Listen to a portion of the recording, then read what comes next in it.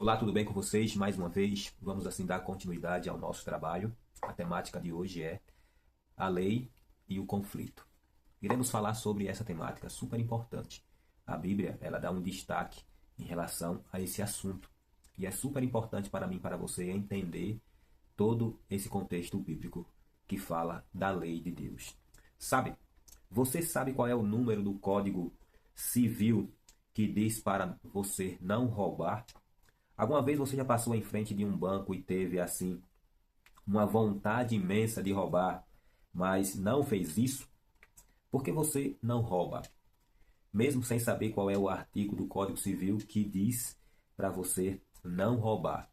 Por que você não rouba mesmo sem saber? Essas perguntas são muito importantes para nós entender a temática de hoje. Sabe, a vontade de Deus em relação a cada um de nós humano e sua conduta moral para os homens está revelada exatamente na lei de Deus, ou seja, os seus mandamentos. Os princípios da lei são eternos, imutáveis e todos os seres humanos estão sujeitos a eles. Enfim, Deus deu a cada um de nós, homem, completa regra de vida. Isso, e ao obedecer à santa lei de Deus, o homem viverá por ela. Sim, graças aos méritos de quem? Aos méritos de Cristo. O transgredir a lei, o homem será condenado que? Por ela. A lei sempre encaminha as pessoas para quem? Para Jesus. E Cristo os justifica, cobre com a sua própria justiça. E depois aponta a lei de volta como padrão de vida e regra de fé. É exatamente assim que nós entendemos exatamente o contexto da lei de Deus na Bíblia. Deus ele revelou antecipadamente que Satanás, por meio de instrumentos humanos, ele fazia o quê? Ele jogaria, sim, a verdade, ou seja, por terra. Daniel capítulo 8, verso 12. E no capítulo 7, verso 25, é bom você fazer suas anotações, está escrito que eles também cuidaria em mudar a lei e os tempos. É Daniel 7, 25.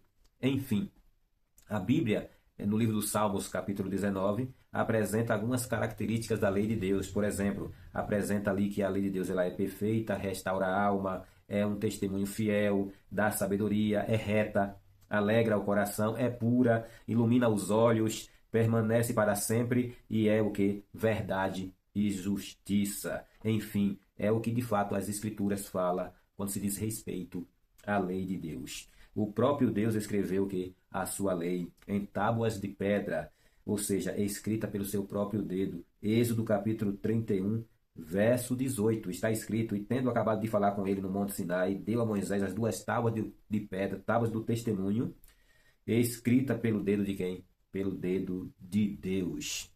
A Bíblia também mostra ali, na pessoa do Senhor Jesus, que ele não veio mudar a santa lei de Deus. A Bíblia diz que ele veio cumprir. Mateus capítulo 5, verso 17 ao verso 19.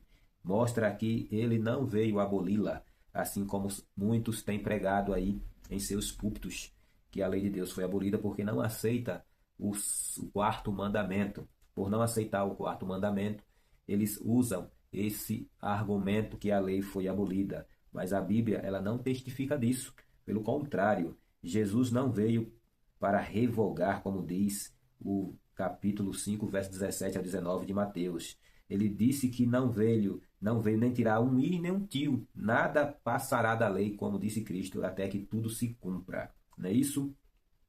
Enfim, no livro de João, capítulo 15, verso 10, Jesus ali ele obedece o que? Os mandamentos de Deus. E quem obedece, diz ele, permanece no amor dele, permanece no seu amor. No livro de Mateus, capítulo 19, verso 16 ao 19, nós encontramos ali a história do jovem rico. E nessa história, Jesus ele recomendou a obediência aos mandamentos de Deus. Mencionou ali claramente que isso é uma questão de salvação. Se queres entrar na vida, disse ele, guarda o quê? Os mandamentos. Deixou claro que era a lei de quê? Dos 10 mandamentos, quando ele citou alguns mandamentos que está na lei escrita pelo dedo de Deus. Êxodo capítulo 20. Não é isso? Não é que a lei salva, mas é uma questão de salvação, porque aquele que é um transgressor direto da lei de Deus, com certeza irá se perder. De acordo ao quê? De acordo com Hebreus, capítulo 10, verso 26. Aqueles que vivem deliberadamente em pecado, já não resta mais sacrifício pelos vossos pecados. Enfim, a transgressão da lei, segundo 1 João, capítulo 3, verso 4, é o quê? É pecado. Enfim, então acontece o quê? A Bíblia, ela mostra esse contexto bíblico em relação à santa lei de Deus muito clara, e as pessoas aí no meio evangélico têm pisado na lei de Deus, têm colocado as suas ideias acima dos preceitos de Deus, e Deus vai cobrar a todos por isso que tem eles feito. Os mandamentos de Deus você encontra no livro de Êxodo. E o primeiro mandamento é: não terás outros deuses diante de mim. Esse é o primeiro. O segundo mandamento é: não farás para ti imagem de escultura. O terceiro mandamento é: não dirás o nome do Senhor teu Deus em vão. O quarto é: lembra-te do dia de sábado para o santificar. O quinto: honra teu pai e tua mãe, para que se prolongue os teus dias de vida aqui na terra que o Senhor teu Deus te dá. Vem com uma promessa maravilhosa. O sexto mandamento é: não matarás. O sétimo: não adulterarás. O oitavo: não furtarás. O nono: não dirás falso testemunho contra o teu próximo. E o décimo: não cobiçar a casa do teu próximo, o animal do teu próximo, nada do teu próximo, nem a mulher do teu, nada do teu próximo. Esses são os 10 mandamentos na Bíblia. Mas o que foi que a igreja romana, sim, a igreja do capítulo 17 do livro de Apocalipse, como nós estudou aqui no quarto estudo, essa igreja, enfim, através da profecia lá de Daniel 7,25, eles cuidariam em mudar os tempos e a lei, e o santo seria entregue em suas mãos por um tempo, 2 tempos, metade de um tempo. A Bíblia é muito clara em dizer que eles mudariam, e de fato aconteceu. Você pega ali os mandamentos adulterados, é claro, do catecismo romano, você vai ver ali as mudanças que eles operaram ali. Enfim, eles colocaram lá no catecismo: o primeiro mandamento: amar a Deus sobre todas as coisas. O segundo mandamento: não tomar o santo nome de Deus em vão. Esse é o segundo mandamento. No da lei de Deus é o terceiro, aqui é o segundo do catecismo. O terceiro mandamento: guardar domingos e festas. Agora, onde foi que você já viu isso na Bíblia? Guardar domingos e festas. Enfim, não existe essa referência na Bíblia, mas eles colocaram aqui no terceiro mandamento. O quarto mandamento: honrar pai e mãe. Esse está na Bíblia.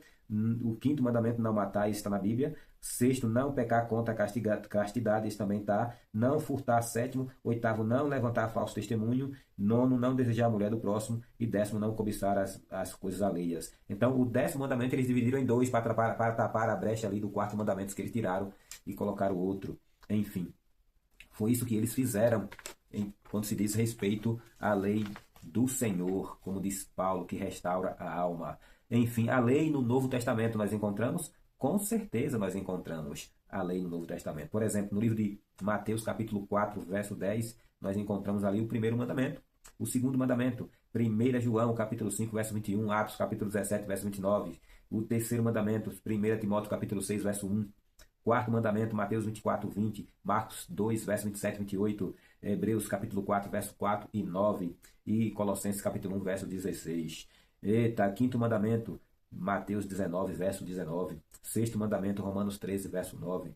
Sétimo mandamento: Mateus 19, verso 18. Oitavo mandamento: Romanos 13, verso 9. Nono mandamento: Marcos 10, 19. E 10º mandamento: Romanos 7, verso 7. Pesquisando as escrituras, nós encontramos coisas maravilhosas quando se diz respeito à lei. Por exemplo, a quem devemos obedecer? Pedro, ele diz o seguinte: antes obedecer a Deus do que aos homens. Podemos deixar de guardar alguns mandamentos da lei de Deus. Tiago 2, verso 10 diz o seguinte: aquele que guarda os mandamentos e tropeça em um só ponto se torna culpado de todos. Enfim, no livro de Romanos, capítulo 3, verso 31, a fé pode substituir a lei. Paulo diz: de maneira alguma, antes confirmai. Enfim, Salmos 111, verso 7 e 8, Salmos 119, verso 89, 144, Mateus, capítulo 5, verso 17 e 18. Até quando duraria a lei de Deus? Segundo essa palavra, a lei de Deus, ela vai permanecer para sempre. Agora eu gostaria de convidar a você a pensar aqui comigo. Pensa comigo aqui algumas coisas importantes. O inimigo de Deus. Sim, o inimigo, ele usou a igreja romana para lançar, ou seja, jogar a verdade por terra. E hoje, queridos, hoje em dia, praticamente todas as religiões cristãs, sim, tanto católicos como evangélicos, protestantes e pentecostais, em geral, todos obedecem à lei adulterada. Sim, a lei adulterada pelo homem. No ano 331, Constantino, ele adulterou a lei de Deus, colocando o domingo no lugar do sábado.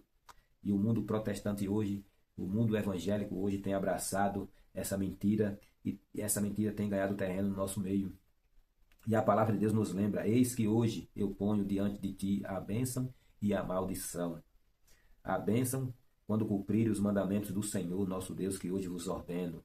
A maldição, se não cumprires os mandamentos do Senhor.